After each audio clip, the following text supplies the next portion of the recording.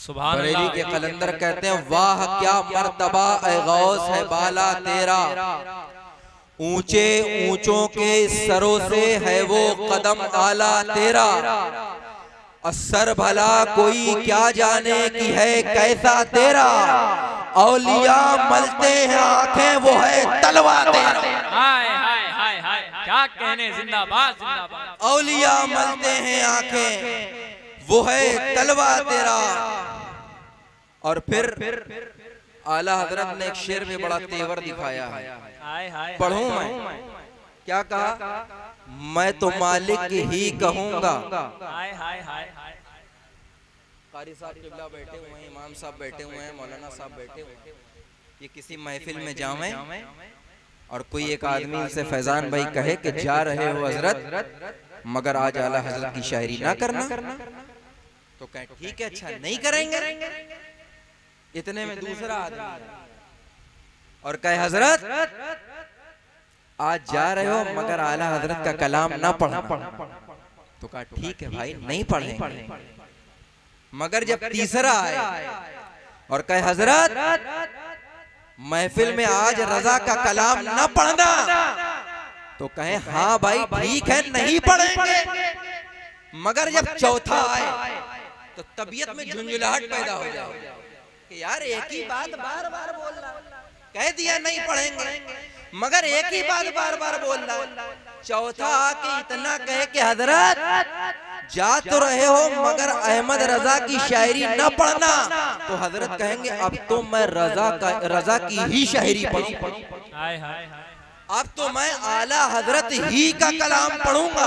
तो लफ्ज़ जो ही है ना, इसी में बड़ी ताकत और पावर है। हाय हाय हाय हाय। तभी रजा ने कहा, क्या कहा? मैं तो मालिक ही कहूंगा कि हो मालिक के हबीब, यानी महबूब व मुहिब में नहीं मेरा। हाय हाय हाय हाय हाय, वाह वाह। महबूब व मुहिब में नहीं मेरा तेरा। और सरकारें आती हैं 5 साल में अपने घुटने को टेक कर चली जाती हैं, मगर जब रजा ने कलम चलाया तो कहा तेरी सरकार में लाता है रजा उसको शफी। हाय हाय हाय हाय हाय। तेरी सरकार में लाता है रजा उसको शफी, जो मेरा गौस है और लाडला बेटा तेरा। हाय हाय हाय, वाह वाह वाह वाह। जो मेरा गौस है और लाडला बेटा तेरा। हजरात मोहतरम, आज हर इंसान नेक औलाद का मुतमन्नी है। हर इंसान चाहता है कि मेरे घर में नेक औलाद जन्म ले। हर इंसान चाहता है कि मेरे घर में तकवा और तहारत वाला बच्चा आए। हर इंसान नेक बच्चे का मुतलाशी, मगर नेक बच्चा जो आता है ना, वो डिग्रियों की बिना पर नहीं आता। नेक बच्चा जो आता है वो अमल की बिना पर नहीं आता है। यूं तो जरूरी नहीं है कि डॉक्टर के घर में नेक बच्चा पैदा हो जाए, जरूरी ये भी नहीं है कि आलिम साहब के घर में नेक बच्चा पैदा हो जाए। पता चला नेक बच्चा डिग्री की बिना पर नहीं पैदा होता है, नेक बच्चा अमल की बिना पर नहीं पैदा होता है, नेक बच्चा तकवे और तहारत की बिना पर पैदा होता है। जिसके अंदर जितना अच्छा तकवा पाया जाएगा, अल्लाह तबारक व तआला उसको नेक औलाद वैसे ही अता फरमाएगा।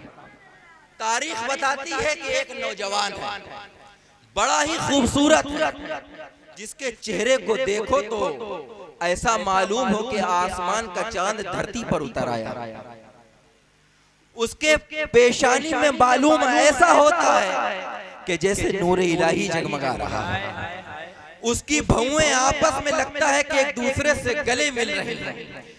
कम सिन उम्र है, दुबला पतला वजूद है, चौड़ा सीना है, खूबसूरत रंग है, दांत ना हो जैसे मिसाल के तौर पर कि मोती के दाने हो। इतना हसीनो जमील, इतना हसीनो जमील कि अगर 14वीं सदी का मुजद्दिद उस चेहरे को उस वक्त देख लेता तो ये कहने पर मजबूर हो जाता कि तेरी नस्ले पाक में है बच्चा बच्चा नूर का, तू है अहले नूर तेरा सब घराना, सब घराना नूर का। सुभान अल्लाह, सुभान। तू है अहले नूर तेरा सब घराना।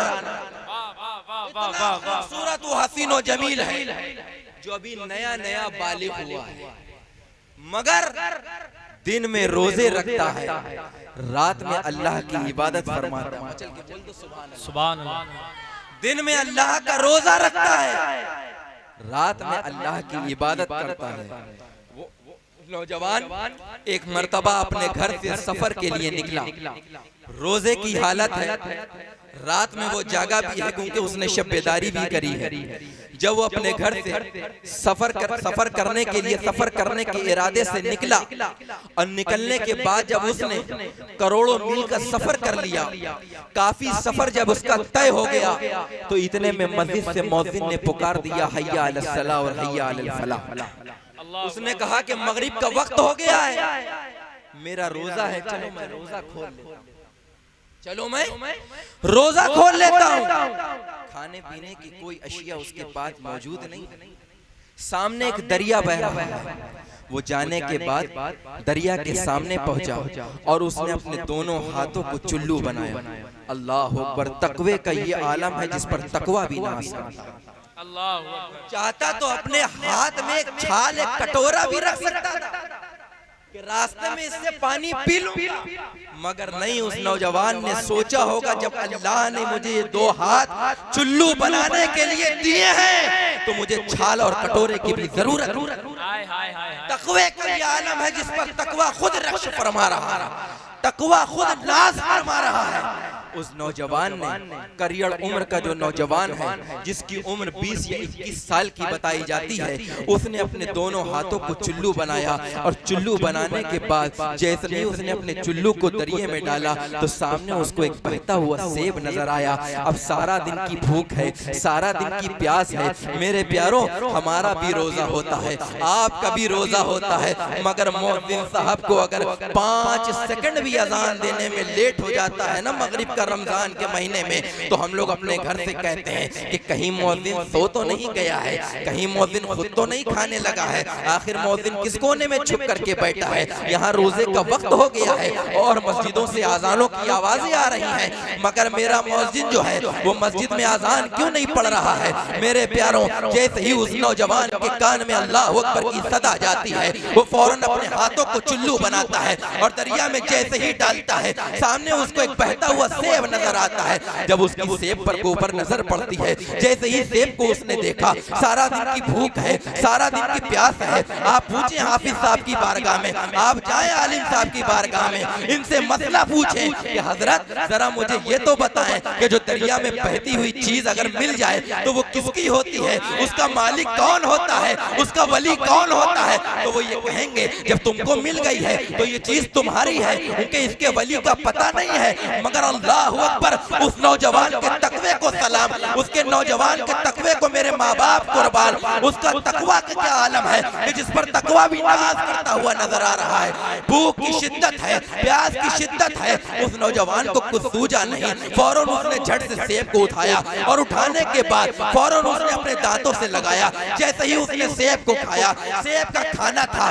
जैसे ही वो गले के नीचे उतरा, जैसे ही वो पेट के अंदर पहुंचा सेब, जैसे ही उसकी तबीयत में कुछ सुधार आया, जैसे ही उसको सुकून और करार आया, जैसे ही उसकी तबीयत को सुकून पहुंचा, तो उस नौजवान ने सोचने पर मजबूर हुआ कि अल्लाह अकबर, मैंने किसका सेब खा लिया है। कहीं ऐसा ना हो ये जो सेब मेरे पेट के अंदर गया है, कहीं ये हराम का जो है खून का बूंद न बन जाए, और जब ये हराम की खून बन जाएगा तो मेरी पूरी बॉडी में जितना खून है कहीं उसमें कहीं वो मिक्स ना हो जाए, कहीं उसमें वो मिल न जाए, और कहीं उस हराम की खून की बूंद के चक्कर में मेरा पूरे वजूद का खून कहीं हराम का न बन जाए। तो पता करो ये सेब आखिर मैंने खा किसके लिया है। मेरे प्यारों, आज हम भी किसी के घर का खा लेते हैं, किसी के पीर खाने, किसी के जो है चौधरी के घर का खा लेते हैं। हमको नहीं पता करना है कि किसके घर दूध आ रहा है, किसके घर ब्याज आ रहा है, और किसके घर जो सट्टे का पैसा आ रहा है, किसके घर में जो है कट्टे का पैसा आ रहा है। हमको तो बस खाने से मतलब है।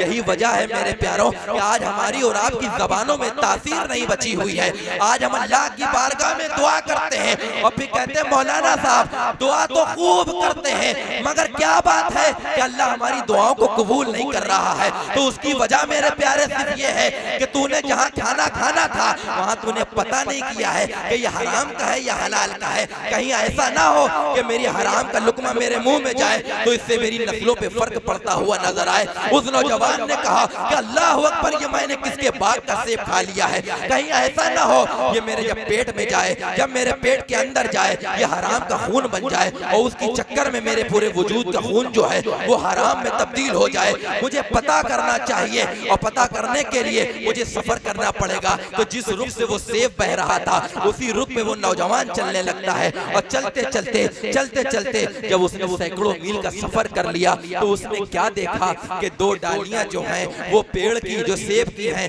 वो दरिया के रुख करे हुए हैं, अपनी आंखों को तक रही हैं और जैसे ही उसकी तरफ देखता है तो कहता है कि मानो या ना मानो लगता है कि ये सेब इसी बाग का मालूम होता है। चलो इसके घर में पता करते हैं कि इसका वली कौन है, इसका मालिक कौन है। वो कड़ियल नौजवान अल्लाह अकबर जिसकी उम्र 21 साल है वो दरवाजे पर पहुंचता है और पहुंचने के बाद दरवाजे को खटखटाता है। अंदर से आवाज आती है कि कौन। कहा दरवाजा खोले हजरत। जैसे ही दरवाजा खोला तो सामने एक बुजुर्ग नजर आते हैं, सामने एक बुजुर्ग नजर आते हैं। अल्लाह अकबर क्या चेहरा था उनका, सफेद दाढ़ी थी, झुका हुआ कमजोर बदन था, माथे पर अल्हम्दुलिल्लाह जो है वो नूर इलाही जगमगा रहा था। मालूम ऐसा होता था कि उस बुजुर्ग का चेहरा देखकर कि कभी जिंदगी में इसने झूठ न बोला हो। मगर उस नौजवान से पूछा उन बुजुर्ग ने, बता बेटा कैसे आना हुआ। कहा बाबा बस मुझे माफ कर दो। कहा गलती क्या हुई बेटा। कहा बस मुझे माफ कर दो। कहा बता तो बेटा आखिर तूने कौन सी गलती करी है। कहा बाबा मैंने तुम्हारे बाग का बस एक सेब खा लिया। अल्लाह अकबर। मैंने तुम्हारे बाग का एक सेब खा लिया है।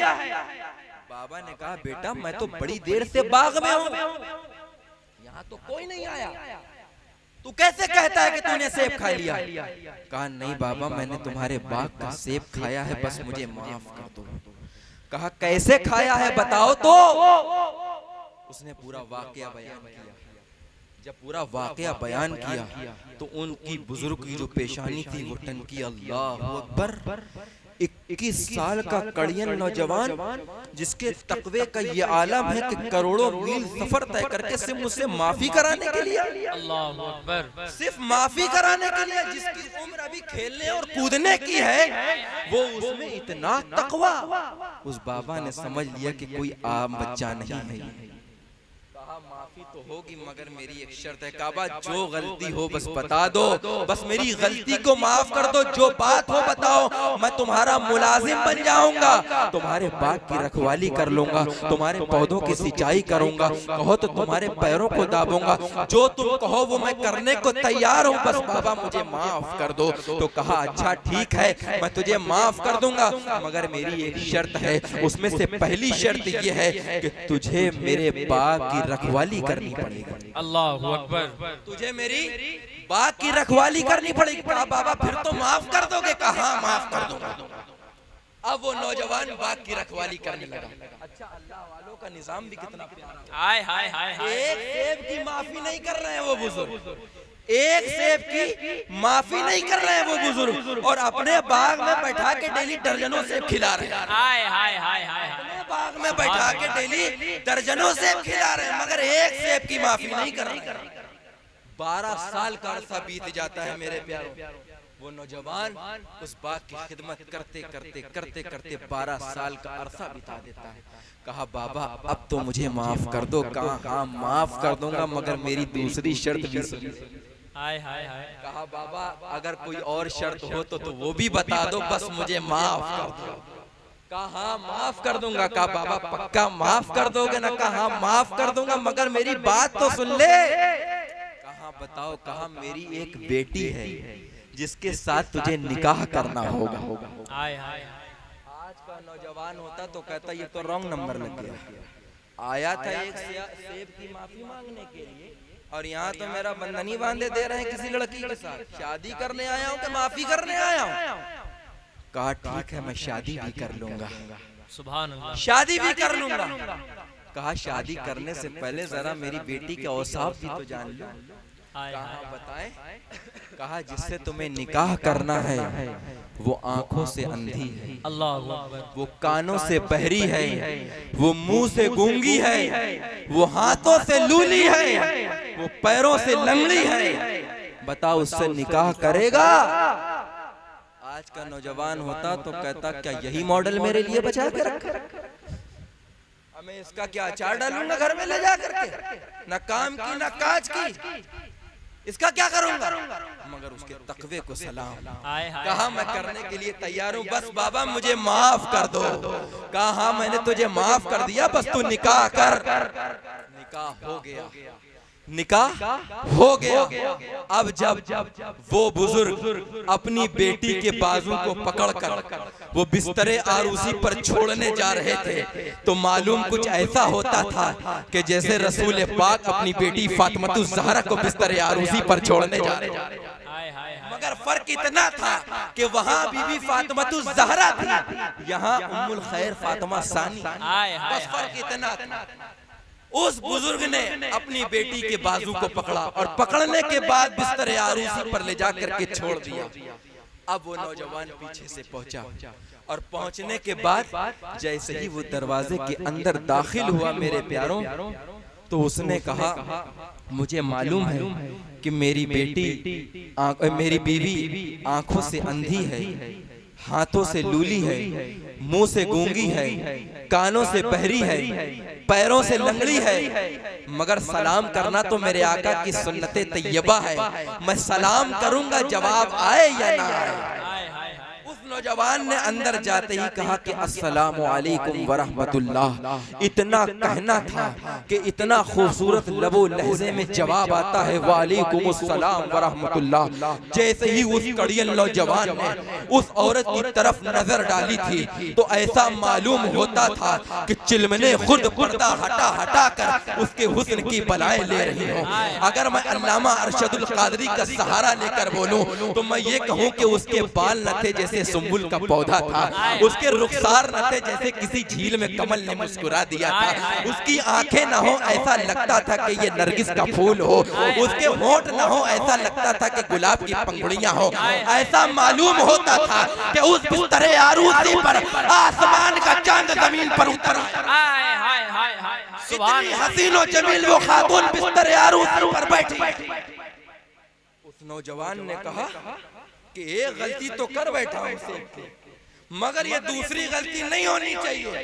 बाबा ने बताया था जिससे तुम्हारी शादी होनी है वो आंखों से अंधी है, वो मुंह से गूंगी है, वो हाथों से लूली है, वो कानों से बहरी है, वो पैरों से लंगड़ी है, ये मेरी बीवी नहीं हो सकती है। फौरन वो नौजवान भागा और जाने के बाद उसने बाबा के दामन को पकड़ा और कहा बाबा एक गलती तो कर चुका हूँ जिसकी सजा आज तक भुगत रहा हूँ, अब ये दूसरी गलती मुझसे न कराओ।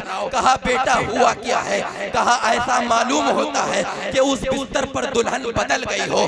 कहा क्यों? कहा तुमने तो कहा था कि वो आंखों से अंधी है, वो मुंह से गूंगी है, वो कानों से बहरी है, वो हाथों से लूली है, वो पैरों से लंगड़ी है, मगर वो तो इतनी हसीनो जमील है, इतनी हसीनो जमील है। अगर बात मुख्तसर कर दूं तो बस इतना लगता है कि उसके चेहरे को देखने के बाद बस 14वीं सदी का चांद नजर आता है उसके चेहरे में। इतनी खूबसूरत है, इतनी खूबसूरत है कि उसकी आंखों में ऐसा लगता है कि आसमान की सारी चील आकर बसेरा कर रही हो। कहा बेटा परेशान होने की जरूरत नहीं है, वो कोई और नहीं है, वो तुम्हारी बीवी है और कोई नहीं है। कहा बाबा तुमने तो ऐसा ऐसा बताया था, वो मेरी बीवी नहीं हो सकती। कहा बेटा बात तो सुनो। बात क्या है? मैंने उसको अंधा इसलिए कहा था कि उसने कभी नामहरम को अपनी निगाहों से नहीं देखा है। मैंने उसको गूंगा इसलिए कहा था कि इस मुंह से कभी किसी के साथ उसने गीबत नहीं करी है। मैंने उसको बहरा इसलिए कहा था कि उसने इस कानों से कभी गलत बात को नहीं सुना है।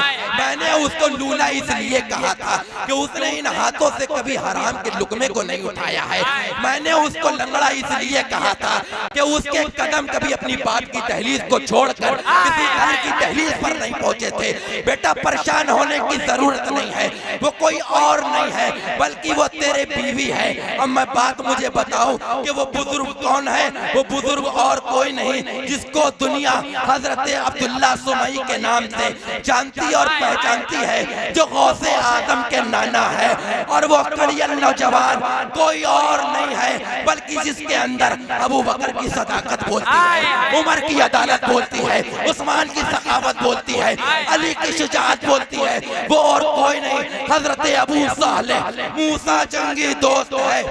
और वो बिस्तरे आरूसी पर जो नई नवेली दुल्हन बनकर बैठी है वो कोई और नहीं बल्कि आबिदा, ताहिरा, जाहिदा, नकिया, ज़किया, सैयदना फातिमा उम्मुल खैर सानी है। अरे जब बाप हजरत अबू सालेह मूसा जंगी दोस्त जैसा होता है और माँ उम्मुल खैर फातिमा सानी जैसी होती है, अरे जब ये इन दो अनमोल रत्नों का मिलन होता है, मिलन, तब जाकर गौसे आजम का जन्म होता है। हाय हाय हाय, नारे तकबीर, नारे रिसालत, जश्ने सरकार गौसे आजम, फैजाने हुजूर गौसे आजम, अजमते हुजूर गौसे आजम, अजमते हुजूर गौसे आजम, नारे तकबीर, नारे रिसालत।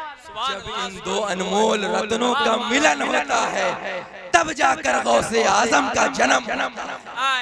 अब पता चला नेक औलाद कैसे पैदा होती है। नेक औलाद पार्टी करने से नहीं पैदा होती है, नेक औलाद हराम खाने से नहीं पैदा होती है, नेक औलाद सट्टा खेलने से नहीं पैदा होती है, नेक औलाद जो है बाजारों में बाप की निगाहों से लड़कियों को तकने से नहीं पैदा होती है, नेक औलाद अल्लाह की इबादत करने से पैदा होती है। मगर मुसलमानों, हम मौलाना साहब से दुआ करवाते, मौलाना साहब दुआ करें हमारे घर में बेटा अच्छा पैदा हो तो मेरे प्यारे सबसे पहले तुझे किरदार अपना अच्छा।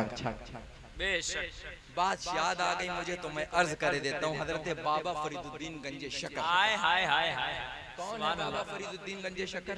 जो कुतुबुद्दीन बख्तियार काकी के खलीफा हैं और मुरीद हैं, वो बाबा फरीदुद्दीन गंजे शकर जिनकी मज़ार अक़दस पाकिस्तान पाटपट्टम में मौजूद है। बचपने का आलम है बाबा फरीदुद्दीन गंजे शकर का, छोटी सी उम्र है।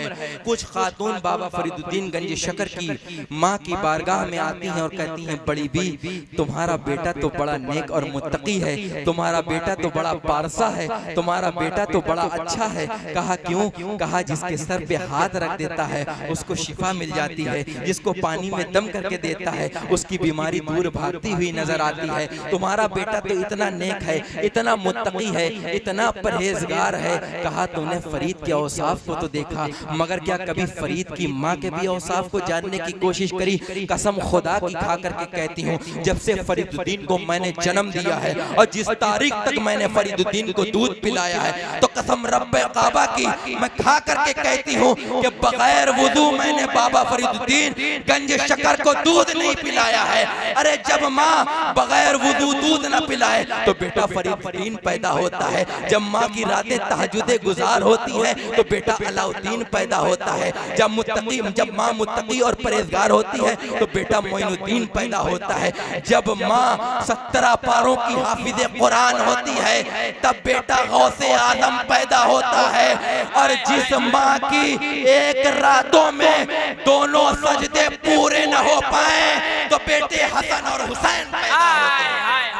जिंदाबाद जिंदाबाद, क्या हसन और हुसैन पैदा होते हैं। मगर हमारी आजकल की माँ बहनें बच्चे को दूध कैसे पिलाती हैं? कान में ईयरफोन लगाया, बच्चे को टॉम एंड जेरी दिखाया, हथेली हिला हिला के ले बेटा दूध पी ले, ले बेटा दूध पी ले। तो मुझे बताओ वो बड़ा होकर के कोई कार्टून बनेगा या गुलाम गौस बनेगा? बड़ा बुरा हाल है मेरे प्यारों, बहुत बुरा हाल है। हमारे घर की माँ बहनों का तो और बुरा हाल है, मर्द से ज्यादा तो आजकल का इनका हाल बुरा है मेरे प्यारों। एक सांस में 56 गाली बके, उसके बाद भी कहे हमारा मुंह ना खुलवा। एक सांस में 56 गाली बके, उसके बाद कहे हमारा मुंह ना खुलवाना। जब मुंह बंद करके इतनी बक रही तो मुंह खोल के कितनी बकेगी? अल्लाह अकबर। ओ मेरी माँ बहनों, अगर तुम मेरी तकरीर को सुन रही हो तो ईमान के कानों से सुनो, अपने शौहर की फर्मा बरदार बन जाओ। एहकाम शरिया यहाँ तक नाजिल होता है कि अगर आपके शौहर के बदन पर एक फोड़ा भी हो और उसमें पीप यानी मवाद आ जाए, अगर औरत उसको अपनी जबान से चाट कर भी साफ करे तो अपने शौहर का हक नहीं अदा कर सकती। अल्लाह। मगर बहुत बुरा हाल है। हाँ, ब्यूटी पार्लर में जाने को दे दो, ये कह रही मैं भी लड़कों से कम ना हूं ना, तुम डेली इधर खिंचवा रहे हो, इधर मेरे डोरे चल रहे हैं, डोरे। ये डेली ब्लेड चला रहा है, वो खड़ा होकर के दैनिक जागरण पढ़ने के बाद खरकर खरकर इधर कर रहा है, और ये भाई साहब ब्यूटी पार्लर में जाने के बाद डोरे पे डोरे, डोरे पे डोरे चल, और फिर इनके घरों में डोरे पैदा हो रहे हैं। फिर कह रही मौलाना साहब बचा लो, हमारे बच्चे ने हमारी खटिया को बाहर निकाल दिया। मैंने कहा बचपन में अगर तूने इसको टॉम एंड जेरी और मोटू पतलू न दिखाया होता तो आज तेरी खटिया तेरे घर के अंदर सलामत होती। मगर क्या वजह है कि आज हमारे घरों में गुलामे गौस और गुलामे ख्वाजा क्यों नहीं पैदा हो रहा है? उसकी सिर्फ एक वजह है कि माँ बाप ने अपने बच्चों को ऐसे आवारा छोड़ दिया है कि पलट कर देखना नहीं है मेरा बच्चा कहाँ जा रहा है। हमारे घर की बहनों के बहुत बुरे हाल हैं। बाप ने फोन दिला दिया और चेक नहीं करना है कि मेरी बेटी क्या कर रही है, और नारा बुलंद कर रहे हो गौस के आशिक हैं, गौस के आशिक हैं। और मेरे प्यारों, अपने माँ बाप अपने बच्चों को सुधारो। ये वो वक्त है, इतना नाजुक वक्त है कि अगर तुमने अपने बच्चों को ना संवारा तो एक दिन वो वक्त भी दूर नहीं होगा कि हर माँ बाप की खटिया उसके घर के बाहर नजर आएगी। तुम अपने आप को कहते हो मेरे प्यारों कि हम गुलामे गौस हैं। अभी मैं ये जो 4 लोग बैठे हैं ना मेरे प्यारे, अगर मैं इनसे भी कहूँ कि गुलामे गौस कौन कौन है तो एक भी हाथ नीचे नजर नहीं आएगा। मगर मेरे प्यारे, मुझे जरा ये भी तो बताओ कि गुलामे गौस होने का तरीका क्या है? घर में नौजवान बेटियां शादियों के लिए सिसक रही हैं, जिनके बाप के पास दहेज देने का पैसा नहीं है। वो लड़के कह रहे हैं मुझे तो पसंद ही ना है, मुझे तो गोरी लड़की चाहिए, गोरी लड़की। बहुत बुरे हाल हैं। अपने आबाओ अजदाद की जिंदगी को भूल गया। अगर मौला अली टक्कर वाली लड़की को देख लेते हुसैन के लिए तो कसम खुदा की कयामत आ जाती, मगर हुसैन की टक्कर की लड़की जमाने में कोई मौजूद न होती। मगर मेरे प्यारो, मेरे हुसैन ने उस लड़की से निकाह किया है जिसके वजूद पर केवल एक कपड़ा था, उसके अलावा दूसरा कपड़ा भी मौजूद। अभी हाल में एक बात सुनने में आई है कि एक लड़की ने गलत कदम उठाया है। एक लड़की ने गलत कदम उठाया है, क्यों? क्योंकि उसकी वजह यह है कि 41 लड़कों ने उसको रिजेक्ट किया। 41 लड़कों ने उसको रिजेक्ट किया है। क्यों? कोई कह रहा है ये मोटी है, कोई कह रहा है ये खोटी है, कोई कह रहा है ये दुबली है, कोई कह रहा है ये काली है, कोई कह रहा है इसके बाप दहेज नहीं दे पाएगा, कोई कह रहा बंगला नहीं दे पाएगा, कोई कह रहा गाड़ी नहीं दे पाएगा। ओ मेरे प्यारो, सब अगर अच्छियों को ढूंढ लेंगे तो बताओ मुझे बुरों को सीने से कौन लगाएगा? अगर बात अच्छी की हो जाती तो मेरे प्यारो मुझे बताओ, मेरे रसूल ने 40 साल की बेवा खदीजा को, जो 2 बार की बेवा हो चुकी है, उनको निकाह करके अभागन से सुहागन का दर्जा अता फरमाया है। ये मेरे रसूल का पैगाम है। अब मुझे बताओ, अगर हर कोई अच्छे को अपने सीने से लगाने को तैयार हो जाएगा तो मुझे बताओ ये बुरे लोगों को बुरा तो कह ही नहीं सकता। अल्हम्दुलिल्लाह ये मेरे रसूल की उम्मत है, बुरा कैसे हो सकती है? जब मेरे खुदा ने कुरान में फरमा दिया लक़द खलक़नल इंसान फ़ी अहसनि तक़वीम, कि मैंने हर इंसान को चांद से ज्यादा खूबसूरत पैदा फरमाया है। तो मेरे प्यारे, ये इन लोगों को जो है वो गरीब तबके के लोग हैं, उनको सीने से कौन लगाएगा? कसम खुदा की खा करके कहता हूँ कि अगर किसी गरीब को तूने अपने सीने से लगा लिया और उसको अपने आख्द में यानी उसको अपने निकाह में ले लिया, तो जब वो अपने बाप की दहलीज को छोड़ेगी और जब तेरे दरवाजे पर आएगी तो रब की बारगाह में हाथ उठाकर यही दुआ करेगी कि मौला, इसने मुझे मेरी गुर्बत की जिंदगी से निकाल के खुशहाली के शजर दिखाए हैं, मौला इसका घर भी आबाद रखना, इसका दर भी। नारे तकबीर, नारे रिसालत, फैजाने हुजूर गौसे आजम, फैजाने हुजूर मखदूम सिमना, फैजाने हुजूर शेखुल इस्लाम वल मुस्लिमीन, नारे तकबीर, नारे रिसालत। मेरे प्यारों, गरीबों को भी अपने सीने से लगाओ। ये किसी और की सुन्नत नहीं है बल्कि मौलाए कायनात की सुन्नत है, ये हुसैन आली मकाम की सुन्नत है। तुम अपने आप को बड़ा कहते हो ना कि 11वीं वाले बाबा से बड़ी मोहब्बत करते हो, गौस का दामन नहीं छोड़ेंगे, गौस का दामन नहीं छोड़ेंगे। अगर गौस का दामन पकड़ लिया मेरे प्यारे तो इंशाअल्लाह तेरी दुनिया भी आबाद हो जाएगी, तेरी आखिरत भी कामयाब हो जाएगी।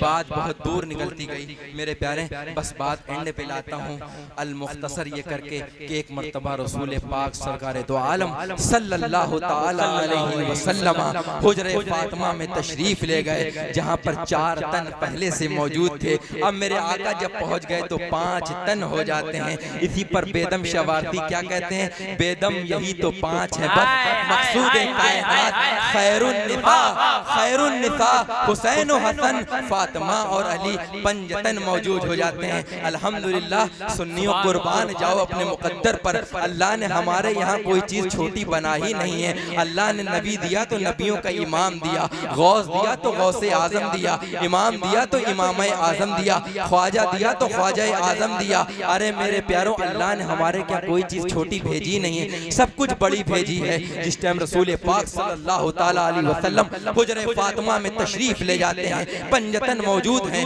मेरे आका रूहे फिदा सल्लल्लाहु ताला अलैहि वसल्लम ने उस दिन हसन पाक को गोद में उठाया और उठाने के बाद प्यार करने लगे। बीबी फातिमा ज़हरा हैरत भरी निगाहों से ये मंजर को मुलाहिजा फरमा रही हैं कि या अल्लाह, आज अब्बा हुजूर को हुआ क्या है। पहले तो आते थे हुसैन को प्यार करते थे, मगर आज हसन को गोद में उठाने की वजह क्या है? आज पहले हसन को क्यों प्यार किया जा रहा है? हुसैन का भी छोटा सा जो है बचपने का आलम है। आप भी टकटकी बांधे अपनी नाना को देख रहे हैं कि पहले तो नाना आते थे और मुझे प्यार करते थे, मगर आज मुझे प्यार करने के बजाय पहले भैया को प्यार किया जा रहा है। आखिर क्यों? तो इतना कहना था कि रसूल पाक इरशाद फरमाते हैं, ऐ मेरी लख्ते जिगर फातिमा, बता क्या बात है, आखिर तुम मुझे आज ताजुब भरी निगाहों से क्यों देख रही हो? कहा, या रसूल अल्लाह, जब भी आप मेरे हुजरे में तशरीफ लाते हैं तो पहले आप हुसैन को प्यार करते हैं, हसन को बाद में प्यार करते हैं। बात ऐसे भी समझो, हुसैन घर में सबसे छोटे थे,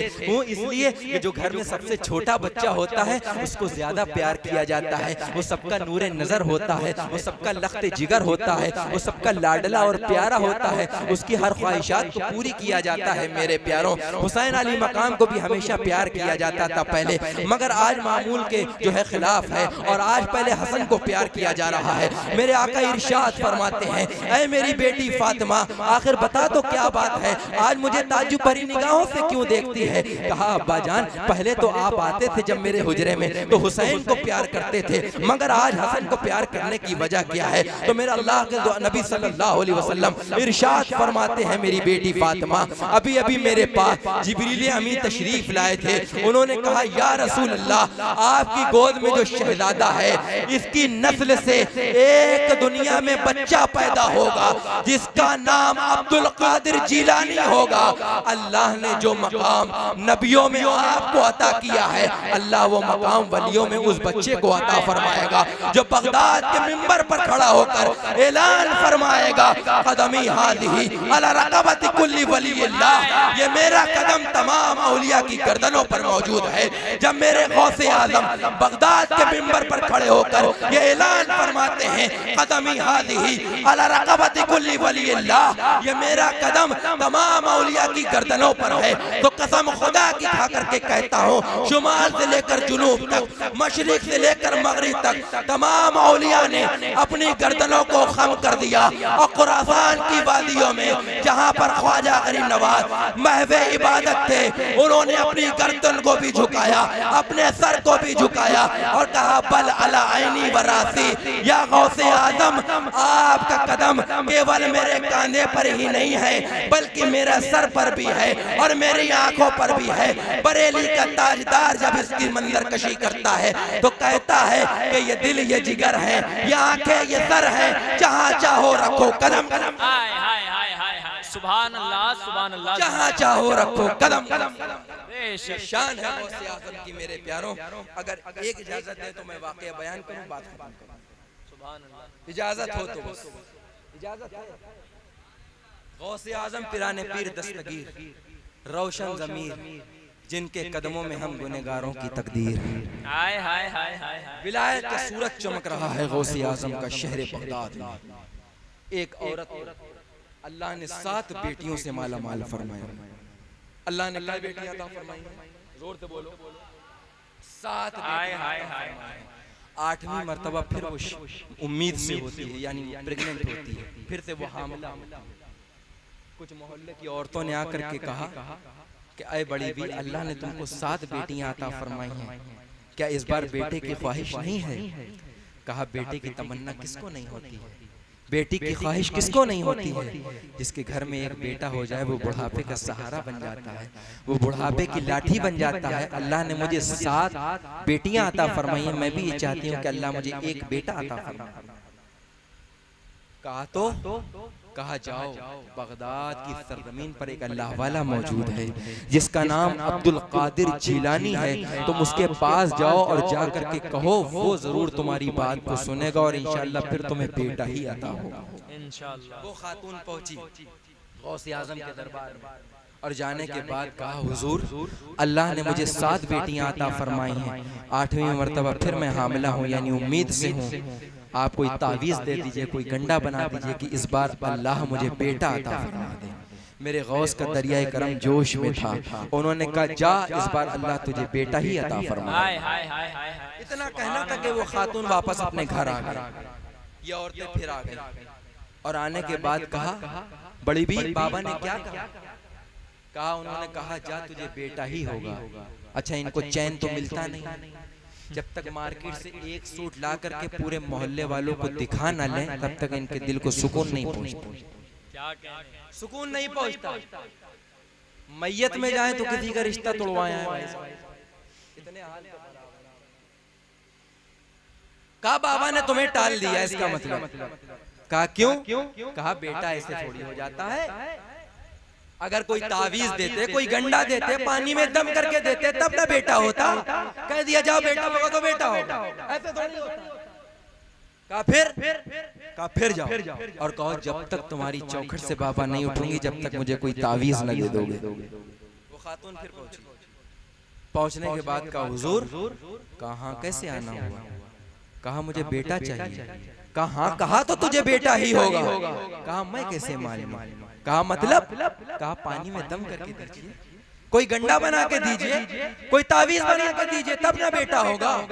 मेरे गौस की शान वो शान है, चले तो शरीयत, बोले तो शरीयत, खाए तो शरीयत, पिए तो शरीयत, बैठे तो शरीयत, बोले तो शरीयत, सोए तो शरीयत, पढ़े तो शरीयत, पढ़ाए तो शरीयत, और जो बोल दे वही अल्लाह की मशीहत, जो बोल दे वही अल्लाह की मशीहत। कहा हुजूर बेटा चाहिए। कहा हाँ बेटा होगा। कहा मैं कैसे मानूं? कहा घर में कितनी बेटियों को छोड़ करके आई है?